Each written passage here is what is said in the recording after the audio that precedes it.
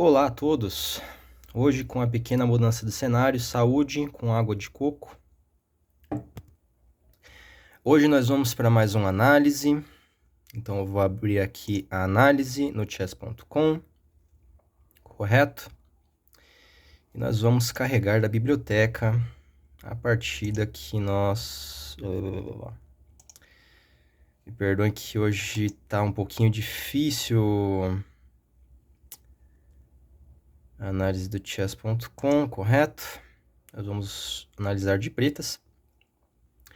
Essa é uma partida que eu joguei na primeira rodada do Sampa Chess Open, realizado em fevereiro desse ano. E assim, é interessante porque, para começo de conversa, para aquela partida eu cheguei um pouco, não sei se confiante demais é a palavra certa. Eu vinha treinando, né? Não de uma forma consistente, mas eu tinha esperança de fazer uma boa partida. E nós vamos ver se eu fiz uma boa partida. Meu adversário era o Lucas Teófilo Torres, ele joga pela Atlética de Medicina da Unifesp. Ele começou com peão rei. E eu costumo jogar Caro-Kann, mas dessa vez eu escolhi a Siciliana. E aqui já começaram um pequenino problema que ele jogou a Lapin. E eu tinha absolutamente zero preparo. Não zero preparo, vai. Eu tinha pouco preparo e pouco costume de enfrentar a Lapin. Certo? Joguei cavalo F6. Depois eu me arrependi porque o melhor lance considerado aqui é D5. E não tem muito o que as brancas fazerem aqui, além de capturar. Porque esse cavalo... Ups. Esse cavalo não vem para C3. Certo? E aí as pretas vão desenvolver normalmente, né? O certo é as brancas continuarem com D4. E aí, idealmente, eu jogaria E6. Mas não foi isso que nós jogamos na partida. Cavalo F6. Isso agora lembra a Lyohin, com a diferença de que o peão já está em C3, né? Isso pode ou não ir com o peão em C5 já, isso pode ou não favorecer as pretas. O interessante é que aqui eu já tinha depois de bispo C4, eu já tinha o lance cavalo C7, mas eu preferi cavalo B6, que é o mais natural. Para cavalo C4, C7, o Stockfish não gosta, mas vamos desligar o Stockfish por enquanto.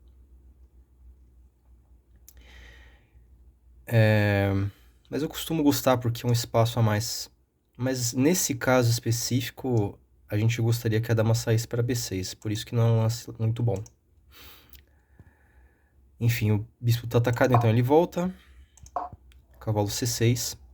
Até aqui tudo ok, tudo seguindo alguns princípios. Cavalo F3, dama C7, D4 e aqui C por D4. Por que eu coloquei um ponto de interrogação? Porque o lance calculadamente pelo Stockfish e por outros fatores, né, por fatores estratégicos, aqui é E6. E6 porque ele abre o bispo do rei, protegendo esse peão. E sim, ele cria um buraco aqui em D6, mas levaria pelo menos 1, 2, 3 tempos para o branco explorar esse buraco, né? Então, é seguro dizer que esse buraco não está causando problemas para as pretas agora. Então, provavelmente as brancas poderiam seguir, talvez, desenvolvendo, como foi o caso da partida, né? E aí seguiria bispo e7 e roque. E aí ainda teria que gastar um tempo, né? No caso, dá um pouco de medo as brancas terem esse espaço para armar a bateria, o estilingue, mas não é também o fim do mundo. Até porque as pretas têm tempo de jogar G6 e torre E8 depois e bispo G7. Bispo F8 G7. Enfim, nada disso aconteceu na partida. Jogou C por D4 e C por D4. E aí a gente vê por que essa troca foi um erro para as pretas. Porque joga diretamente no jogo da Alapin, né? Esse ganho de espaço favorece bastante as brancas, né? Que agora estão controlando tudo no centro, tudo em absoluto no centro, né? Agora o lance correto para confrontar esse domínio das brancas é D5. E se captura de passagem aqui, na verdade, as brancas criaram uma fraqueza, né?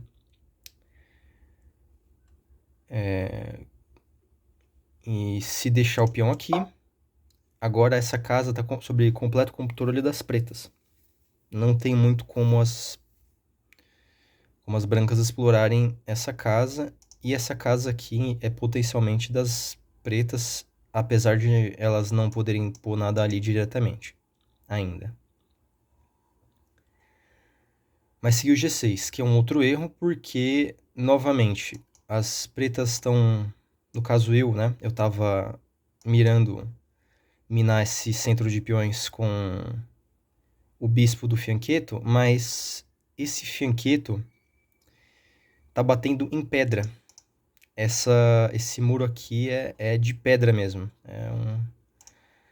É um pedregulho que não dá para quebrar ainda. Vai dar muito trabalho, vai custar muitos lances e muito tempo quebrar essa estrutura. Então essa vantagem que poderia ser temporária das brancas vai se consolidando em algo mais permanente, né? Uma vantagem permanente de espaço, com pequenos erros e pequenas imprecisões que eu ia cometendo. Segui o bispo E3, bispo G7, cavalo A3. Eu achei curioso, para dizer o mínimo, esse lance. Porque o que acontece? A gente sabe que quem... Não a gente, né? Quem tá em torneios experientes. Que a casa natural para o cavalo é C3.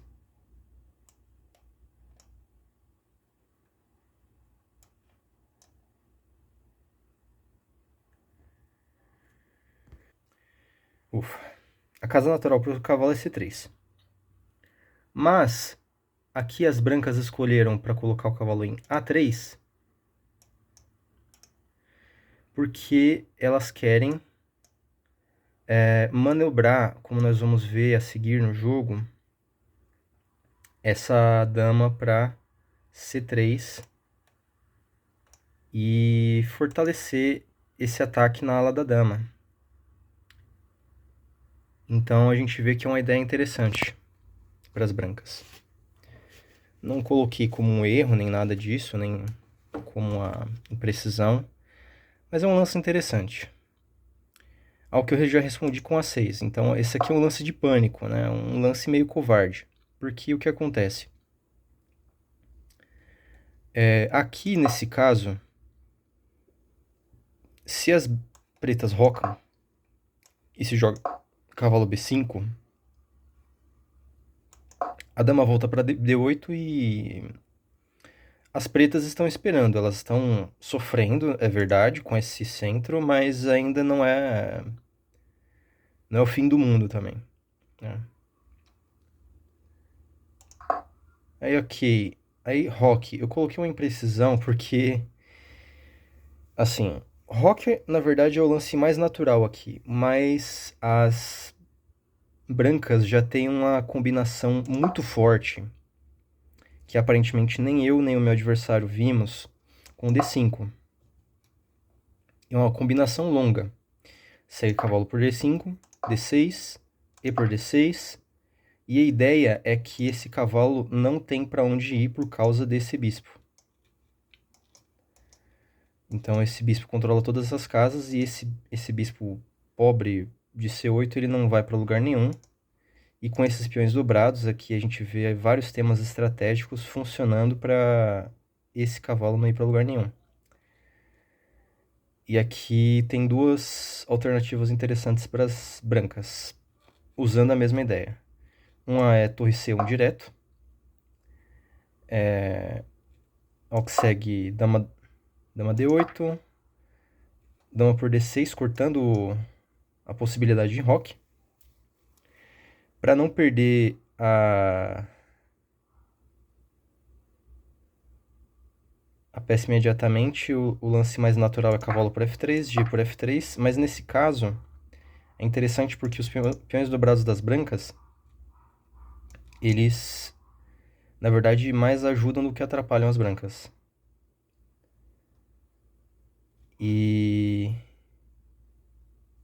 aqui a gente vê que esse cavalo já não pode ser protegido. Dama F6, torre D1, essas trocas, e esse cavalo não tem para onde ir, e não tem mais nenhuma peça que vai ao socorro dele, vai seguir, capturar aqui, esse cavalo aqui escapou, e esse cavalo está condenado. Então, na prática, as brancas vão jogar com duas peças a mais, porque esse bispo não joga. Talvez com duas peças e torre a mais, se você fazer uma análise rigorosa.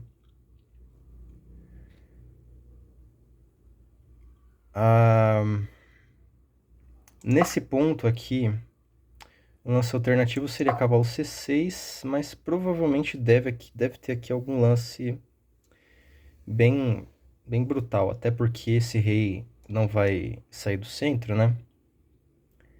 Esse cavalo não tem para onde ir e as peças brancas estão completamente presas, né?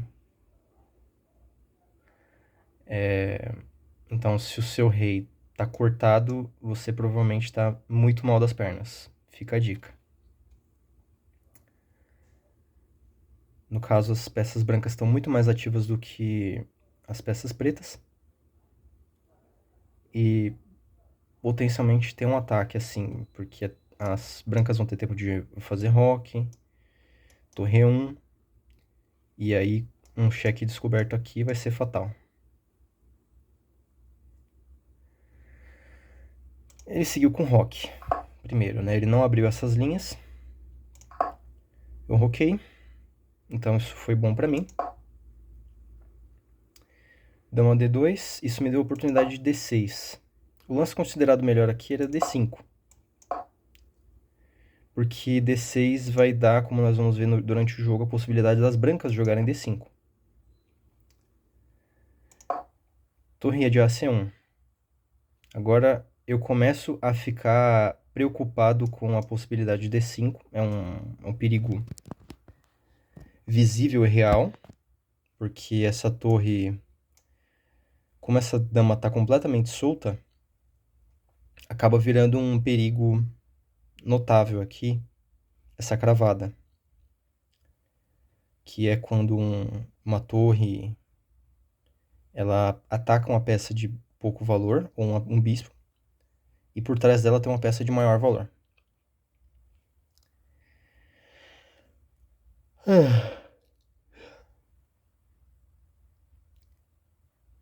Aqui seguiu torre D8.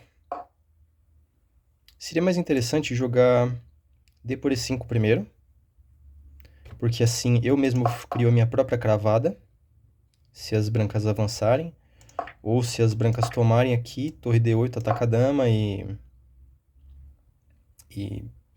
apesar de poder tirar, aqui a gente pode jogar algo como dama D7, e assim, estamos vivendo aqui, né? DC, E6 Estamos sofrendo, mas estamos escapando de algum jeito. Torre D8.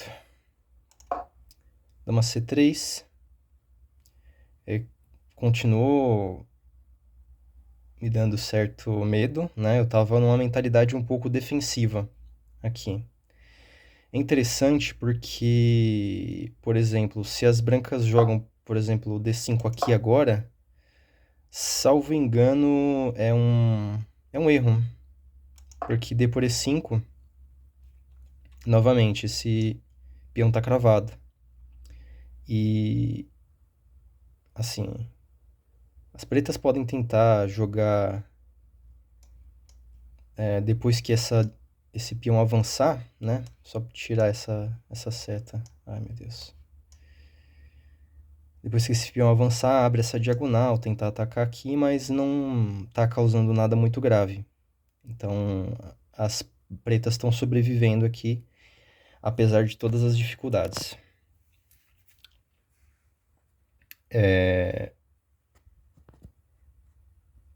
Porque se o cavalo for capturado agora, essa dama vai pro brejo.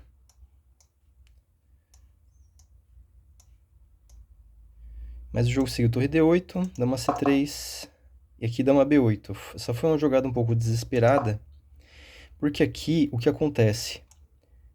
Se D por E5, particularmente aqui D5 não funciona porque cavalo por D5 e as brancas estão perdendo munição aqui. Porque se tomar aqui é bem triste para as brancas, né? Porque elas perdem um atacante. Esse bispo aqui era muito valioso para ser trocado por esse cavalo. E vamos lembrar que esse cavalo aqui, as brancas querem que ele fique o máximo de tempo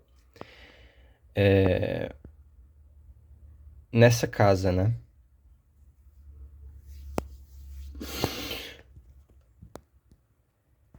Aí beleza. Mas dama B8, com a dama em B8, a coisa muda de figura. Porque nesse exato momento, primeiramente esse cavalo está desprotegido.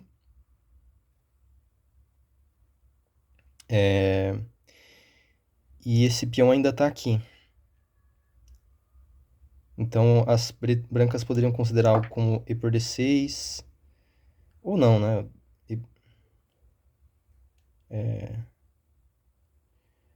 Se fosse E por D6, D5, e aí esse cavalo tá preso. E aí as brancas iam ficar mais empacotadas. Mas aqui as brancas teriam algo como até torre por D6.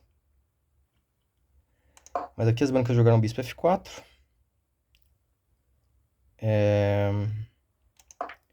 D por E5. Essas trocas são corretas aqui. De repente eu começo a ganhar um pouco de sobrevida.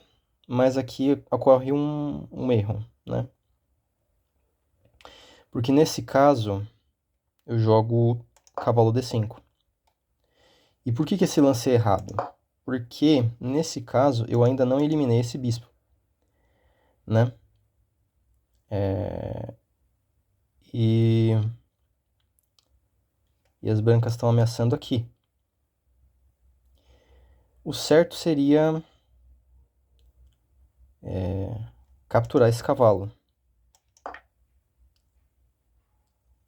Assim ou assim.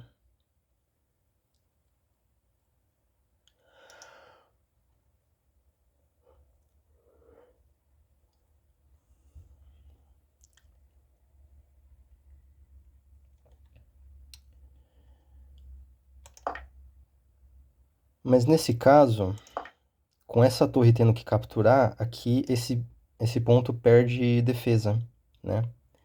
Então essa linha de trás começa a ficar vulnerável. Vamos notar que esse bispo aqui, ele tá tapando, né?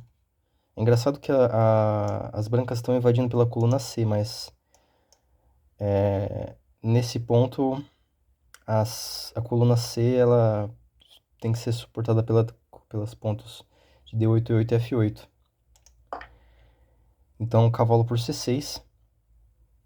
A dama tá sendo atacada 2 vezes e o único jeito para não perder a dama agora é tomar esse bispo.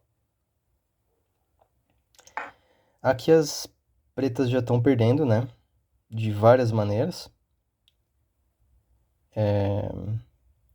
Aqui eu já estava resignado e não tinha mais recurso nenhum, se a gente for ver. Então eu joguei rei F8, ele capturou e atacou minha dama. O certo seria colocar a dama algo assim aqui, né? Que suporta esse bispo, né? Mas eu fiz pra... E acabei já acabando com o jogo, porque aí as brancas têm o recurso de dama por C8, torre por C8, torre por C8 mate. Porque o cavalo ocupa essa casa. Enfim, foi uma partida com muitos pontos cegos, né? Se a gente for ver. Mas foi uma partida instrutiva, porque mostra como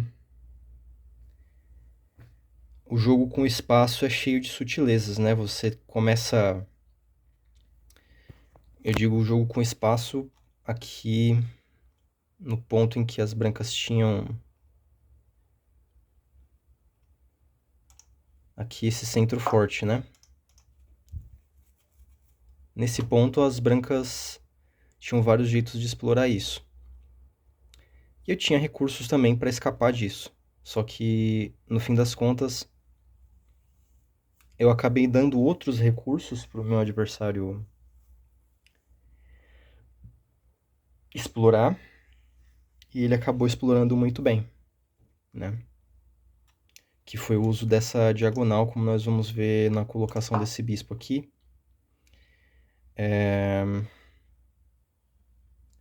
Eu não continuei essa troca aqui. O certo era ter tomado aqui e tudo.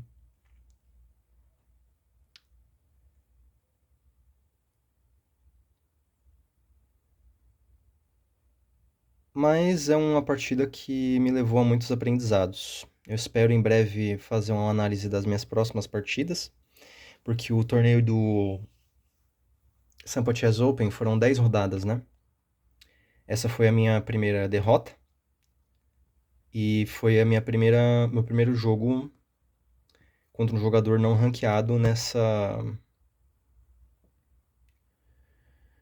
nesse torneio, né? E é isso, gente. Eu espero vocês na próxima partida. Vão ser muitos vídeos interessantes e até o próximo vídeo.